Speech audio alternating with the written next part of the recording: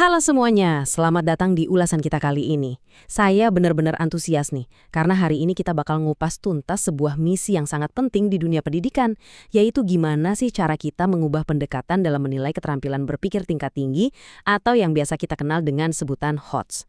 Buat Anda yang berprofesi sebagai guru, dosen, mahasiswa keguruan, atau sekedar pengamat pendidikan, pasti setuju kan kalau ujian itu sering banget jadi momok yang menakutkan buat siswa.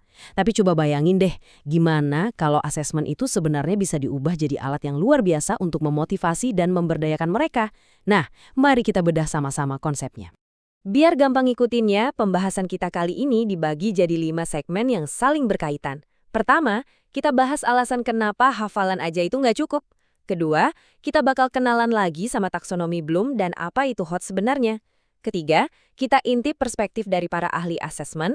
Keempat, masuk ke strategi praktisnya di kelas. Dan kelima, pastinya kita tutup dengan kesimpulan dan sedikit refleksi bersama. Oke, kita langsung masuk aja ke bagian pertama. Mengapa hafalan saja tidak cukup? Coba kita renungkan sebentar. Pernah nggak sih Anda nemuin atau bahkan ngajar siswa yang nilainya selalu sempurna kalau ujiannya itu pilihan ganda yang nguji hafalan rumus atau kosakata?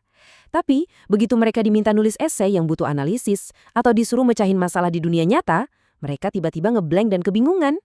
Fenomena tintar di atas kertas tapi gagap di praktek ini sering banget terjadi kan? Kira-kira kenapa bisa begitu? Akar masalahnya sebenarnya gampang banget dipahami kalau kita pakai analogi memasak. Di satu sisi ada yang namanya sekedar menghafal. Ini tuh ibarat menghafal resep masakan kata per kata. Anda mungkin bisa bikin masakannya, tapi kalau tiba-tiba satu bahan aja habis di dapur, Anda langsung panik dan masakannya gagal. Nah, di sisi lain ada memahami atau pemahaman mendalam. Ini ibarat seorang chef sungguhan yang paham betul sama profil rasa. Chef ini nggak butuh contekan resep baku. Dia bisa nyiptain hidangan yang luar biasa lezat dari bahan sisa apapun yang ada di kulkas. Tujuan pendidikan kita tuh sebenarnya nyetak chef-chef pemikir ini, bukan sekedar mesin fotokopi yang cuma bisa ngulang resep. Lanjut ke bagian kedua, mengenal taksonomi Bloom dan HOTS. Mari kita lihat tangga kognitif dari taksonomi Bloom yang udah direvisi ini. Kita mulai dari paling bawah ya, mengingat, lalu naik ke memahami, menerapkan, menganalisis, mengevaluasi, dan puncaknya adalah mencipta. Masalahnya gini, asesmen tradisional kita itu sering banget mentok dan terjebak di 2 tangga paling bawah aja. Padahal goal utama kita sebagai pendidik adalah gimana caranya ngedorong siswa buat berani manjat ke 3 tingkat teratas tadi, yaitu area di mana mereka mulai menganalisis, mengevaluasi, dan menciptakan sesuatu yang baru. Terus sebenarnya apa sih HOTS atau keterampilan berpikir tingkat tinggi itu? Simpelnya gini, HOTS itu bukan tentang seberapa banyak fakta yang bisa dihafal sama siswa di luar kepala, sama sekali bukan. HOTS itu tentang apa yang bisa mereka lakukan dengan fakta-fakta tersebut, terutama pas mereka dihadapkan pada situasi yang sama sekali baru atau belum pernah mereka pelajari. Ini adalah kemampuan otak untuk memanipulasi informasi, memecahkan masalah yang nggak terduga, menarik kesimpulan yang logis, dan bikin karya yang original. Sekarang kita masuk ke bagian ketiga, sintesis perspektif para ahli. Biar pemahaman kita makin solid dan berdasar. Perspektif pertama kita datang dari Nitko dan Brookhart. Mereka ini punya satu aturan emas yang nggak bisa ditawar-tawar lagi. Kalau kita mau menilai keterampilan berpikir tingkat tinggi, kita mutlak harus menggunakan materi yang sama sekali baru buat siswa atau yang sering disebut novel materials. Jadi, intinya tuh begini.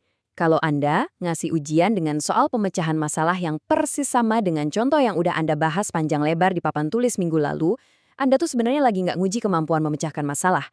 Anda cuma lagi nguji seberapa bagus ingatan mereka. Untuk benar-benar ngukur HOTS, siswa harus dilempar ke situasi yang baru, di mana mereka terpaksa harus nerapin pengetahuan mereka secara aktif, bukan cuma mutar ulang apa yang ada di buku teks. Selanjutnya, mari kita lihat pandangan dari James Macmillan. Di lapangan, sering banget kan kita lihat guru pakai ujian sebagai semacam senjata ancaman. Kayak, awas ya kalau nggak belajar nanti ujiannya susah loh. Nah, Macmillan ini justru memutarbalikkan cara pandang itu.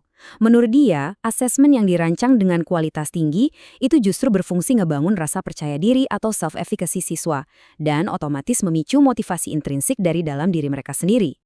Macmillan ngejelasin, pas siswa ngerasa bahwa tugas atau ujian yang mereka kerjain itu relevan, punya nilai buat dunia nyata, dan tingkat kesulitannya itu pas, nggak terlalu gampang tapi juga nggak mustahil buat diselesain, mindset mereka bakal berubah. Mereka berhenti belajar cuma demi dapat nilai A di atas kertas dan mulai benar-benar peduli buat nguasain materi itu. Disinilah letak keajaiban umpan balik yang formatif. Asesmen yang bagus itu tugasnya mengajari, bukan cuma sekedar ngehakimi mana yang pinter dan mana yang kurang. Tokoh ahli kita yang ketiga adalah W. James Popham. Pandangan Popham ini cukup tajam, menyoroti kenapa sistem pendidikan modern kita harus segera move on dan ninggalin pola pikir ujian benar atau salah, atau sekedar pilihan ganda yang sangat terbatas. Popham dengan sangat tegas berargumen kalau kita butuh ujian yang bentuknya respon terkonstruksi.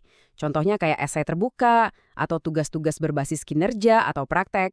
Kenapa? Karena inilah cara paling otentik buat benar-benar ngukur nalar kompleks seorang siswa. Kita nggak bakal pernah bisa ngelihat kedalaman intelektual seorang anak cuma dari kemampuannya nebak opsi C di lembar jawaban komputer. Kita harus ngelihat gimana cara mereka menyusun sebuah argumen, mengkritisi bukti, dan menciptakan solusi dari nol. Nah, kita udah ngomongin teorinya panjang lebar. Sekarang masuk ke bagian keempat, strategi praktis menilai HOTS, alias gimana cara nerapin ini semua di kelas. Coba kita perhatikan blueprint penyelarasan target ini. Ini semacam contekan cepat buat mastiin asesmen yang kita buat udah pas dengan target pembelajaran.